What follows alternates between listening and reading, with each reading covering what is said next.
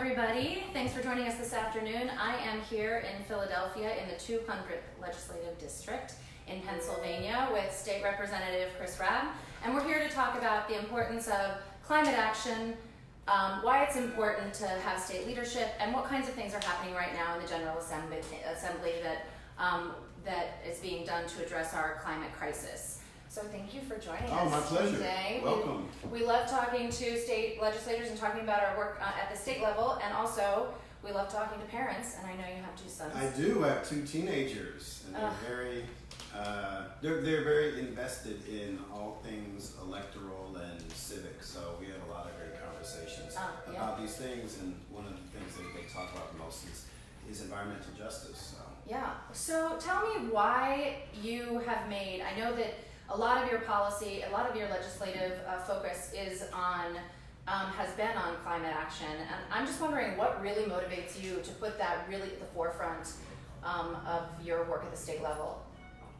So I have about 24 bills right now that I've circulated in my first 5-6 months in this term, which started in December. And the through line connecting all of them is justice. Yeah. And so when I think about climate action, I think about justice. I think about social justice, I think about economic justice, racial justice, gender justice, because you can't extract those other perspectives from talking about planetary peril. And it's not just climate change, it's climate crisis. Mm-hmm. And we need leadership now. And if we don't put our stake in the sand now, we do real things, we're moving in the wrong direction. And this is imperative. I have a great self-interest. I have children, and they may have children, and just generally speaking, we're the adults in the room, right? And folks elect people like me to lead.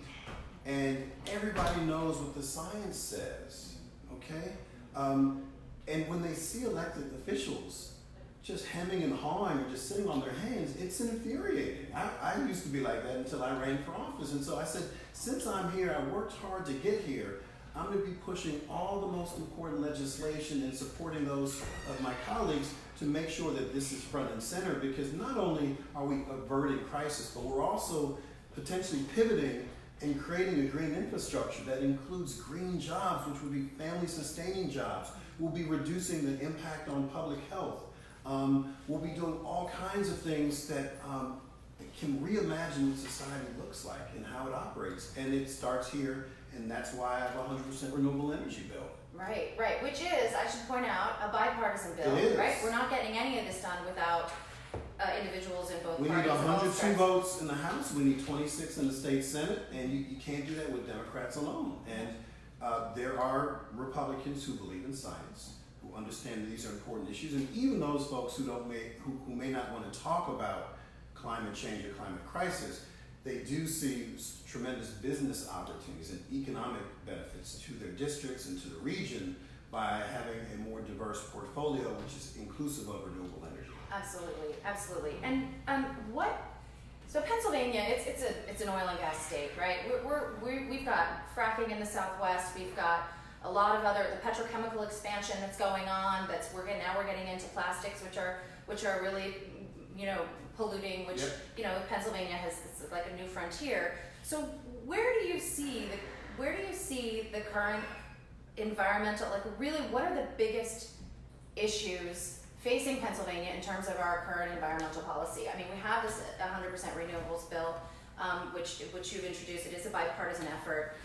But where do you see us moving in Pennsylvania? How do you see us getting there in the current climate, being an oil and gas state like we are? We have to play chess and not checkers. Mm-hmm. Right now we're playing checkers. We have a situation where we're one of only 7 states that produce natural gas. And we're the second biggest producer of natural gas behind Texas, but we're the only gas producing state that doesn't have a severance tax. We're not taxing folks, we're extracting the stuff out of the earth. So as a good Democrat, I don't believe that any wealthy corporation should get away and not pay their fair share.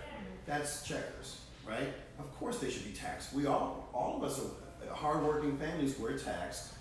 So why wouldn't they? Well, they should be. The question is it the right tax?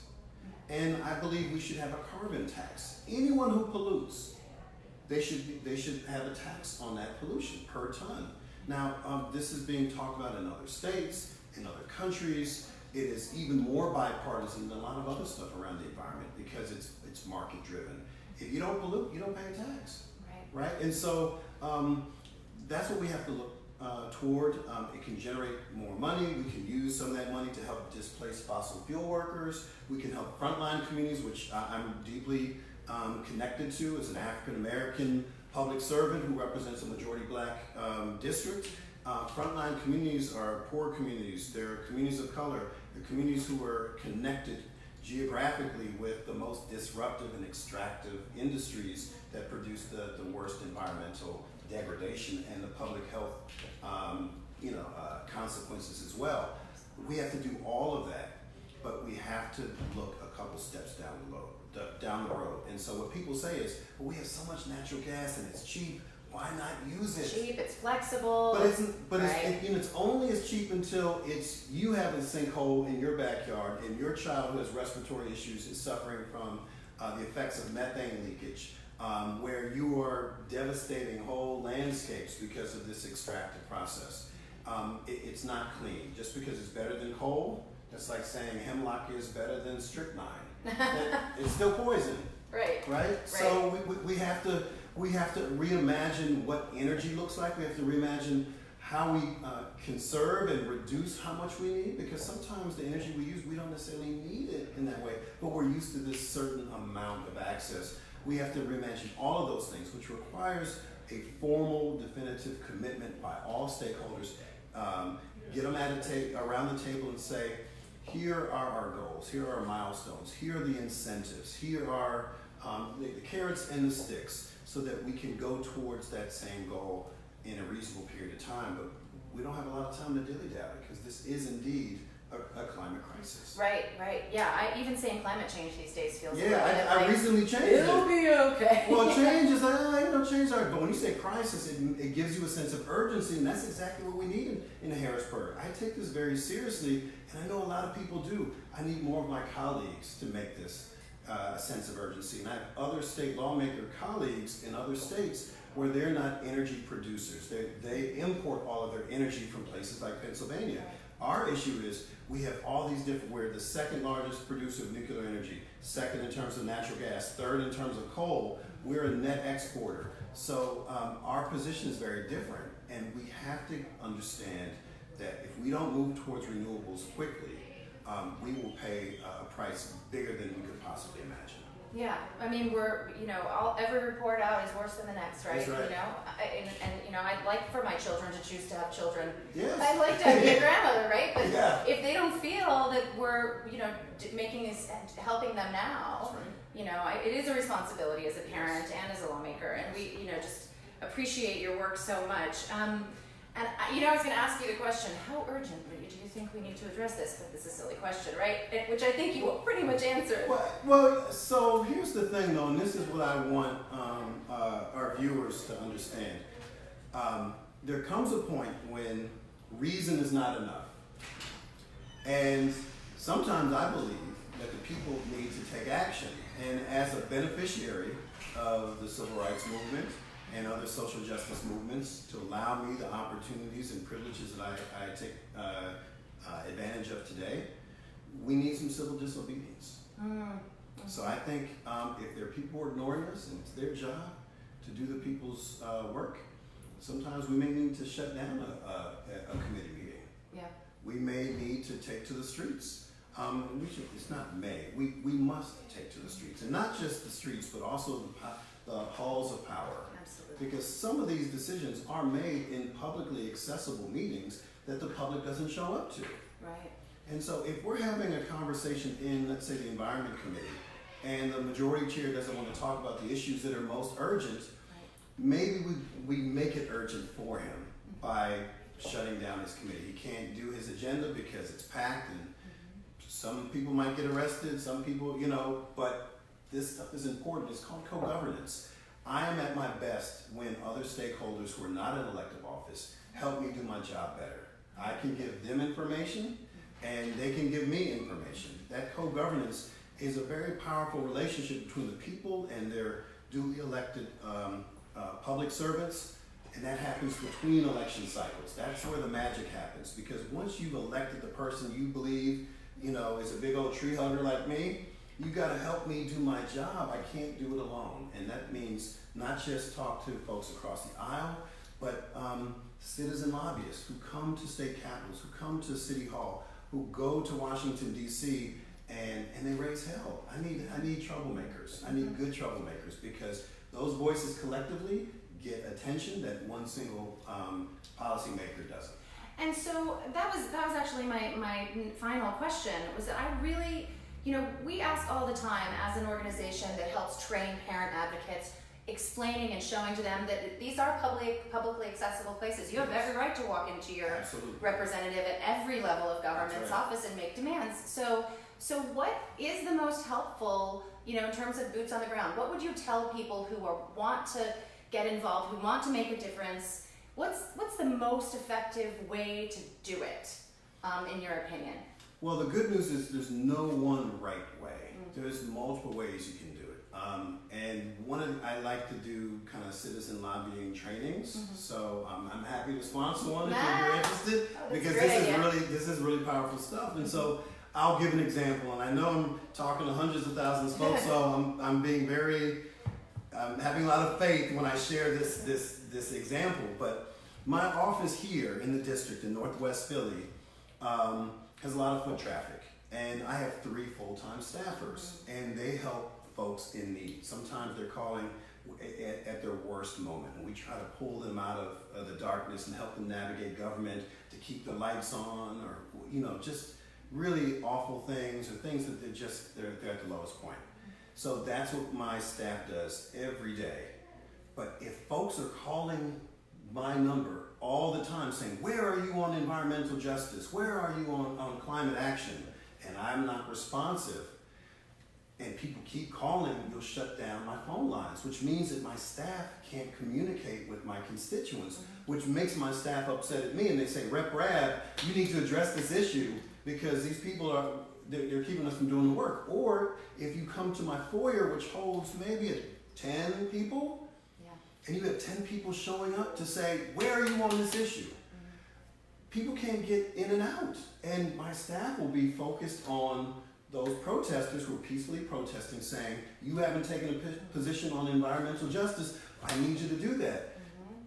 That actually works. It'd be different if I were a United States Senator and I have a staff of 36 and then 5 different offices. I have one office in the district, 3 wonderful full-time people, and if you raise hell in my district and in my office physically, they're not able to do anything else, which grinds my operations to a halt.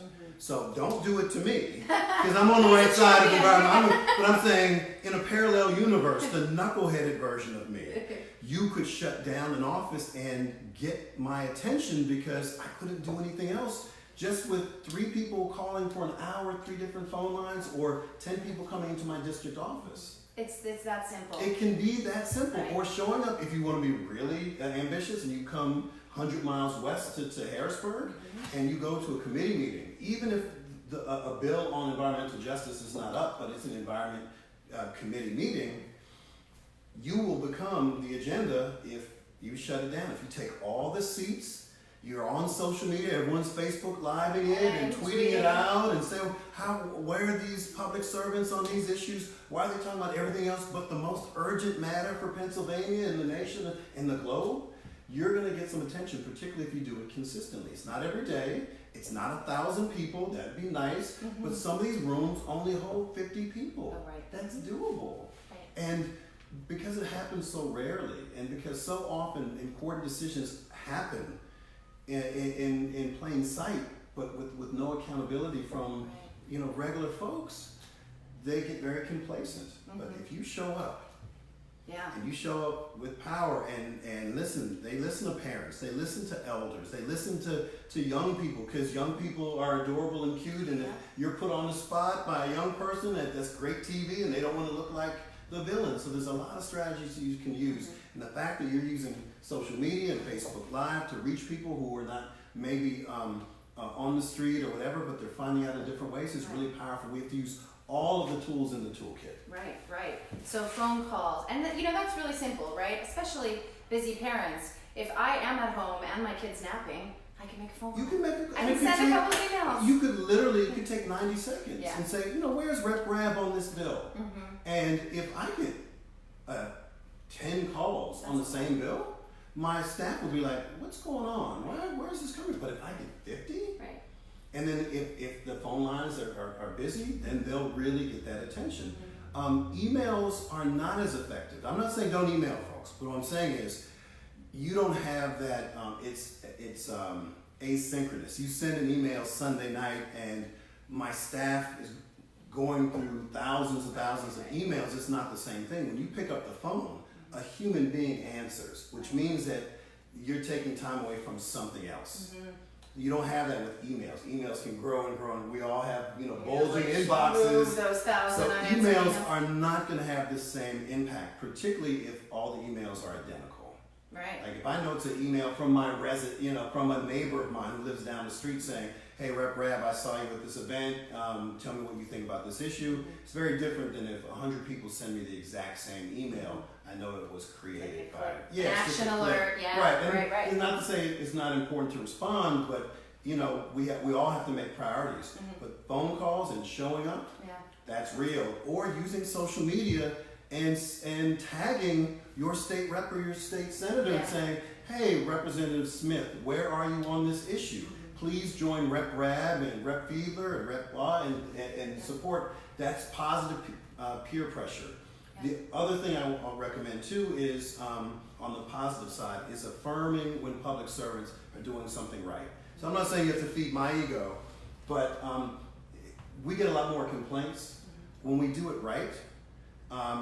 It's like no one notices, right? Thank yous are good. So thank yous go a long way, and it makes it easier for us to continue to do it because we know people are watching when we're doing the right thing, which is what we're supposed to do anyway. Right. But that kind of positive affirmation helps too. Yeah. We're a big fan of the thank you at Rep Rabb for your being Yes. a climate champion. It's Oh yeah, and I do it's the great same. to say thank you. It is, and I do the same thing with my colleagues. So when a new colleague, I just found out before we got on that a colleague just joined one of my bills, a Republican, which doesn't happen a lot in Harrisburg to have bipartisan bills. If they have a social media account, I'll go on and say, "Thank you so much, Representative X," and then people in his or her district who see that and like it will be notified about it, Yeah. and that just is it's a virtuous cycle. So there's a lot of stuff we can do if we're not prepared to drive 100 miles or write big checks or go to rallies. There are multiple ways we can do it. And so we just have to, at any given time, we all have a role to play. And sometimes it's in front of the screen, sometimes it's behind, sometimes it's major, sometimes it's minor, and sometimes it's things that we don't really want to do, but we need to do. And if they're small, like making a call, if you're shy and you don't want to call strangers, but it's just 90 seconds, it adds up. It all adds up. So find your lane and join the cause. Yeah, I appreciate that. I think it's important. I think it's important to lead by example. It's important to lead for our children. I have a 9-year-old now who will tell a diesel truck driver to stop idling on the street. So, we have to keep... Really? Is that right? It's true. It's true. She does it all the time. And I have a car that doesn't idle because I have an electric vehicle in the back of my office. I'm the first state lawmaker to have an EV charger. And at no additional expense to taxpayers, and it helps the environment, helps public health, it saves money, and so I try to lead by example, but I'm flawed just like everyone else. But when I get those affirmations, like I appreciate you doing this, or having said that, or speaking about that, it gives me more inspiration to keep doing what I'm doing, because when I do what I do in silence or a seeming vacuum, I wonder, it's like, gosh, this is... why aren't more people on the right side? But when folks say, "I'm watching you, I respect what you're doing, here's a tip," or, "How can I learn more? How can I join?" That type of interaction, which is largely fueled by social media, is really an invaluable tool that we have to use. So don't let anyone tell you that just because you clicked on a button like that somehow makes you lazy. You can always do more, but start where you are. So if it's just watching this and then and sharing this with others and putting on your own thoughts, that is helpful. Yeah, absolutely. Well, and now we're gonna wrap up, but I want to wrap up by making sure that everybody watching who is in Pennsylvania knows about an advocacy day on June 19th in Harrisburg. And a rally where you can meet with your state lawmaker. You can talk to them about the renewable energy bill that the representative has, the bipartisan bill that the representative is leading on. And if they're on the bill, you can thank them. That's right. And if they're not on the bill, you can politely request / encourage demand. Them. Can we count on you to co-sponsor Representative Rabb's bill? Yeah, absolutely, absolutely. So in the description of this Facebook Live video, there is a link to RSVP through Penn Environment, who is the lead organizer of that day. Mom's Clean Air Force will be there. You can bring your kids. We like that. My children will be there as well. I might have to get my kids. I'm telling you, it's great, and it's a great way to show the next generation. Absolutely. Hopefully there are other issues that they're fighting for, and it's not going to be this one, that we will have really tackled it by the time it's their turn. But thank you so much for your time. It's just such a joy to speak to you, and your action on climate is, it warms my heart. And working in Pennsylvania on these issues is sometimes tricky. And so it's really, really wonderful to see you leading a bipartisan effort and, putting in the work. So thank you so much. Well, you're very welcome, and, your organization and just folks from across the Commonwealth are inspirations to me. It's not in a vacuum. It goes both ways, and without your leadership and your dedication to this issue, it makes it all the harder. So I'm so glad to count you as an ally and a stakeholder in the fight, and we will get this done. It's not a matter of if, it's a matter of when and how. Absolutely. And we're playing chess. That's not right. checkers. That's right. Play chess, not checkers. Thank you so much, and we're wrapping up for today. Thanks for tuning in. Bye-bye.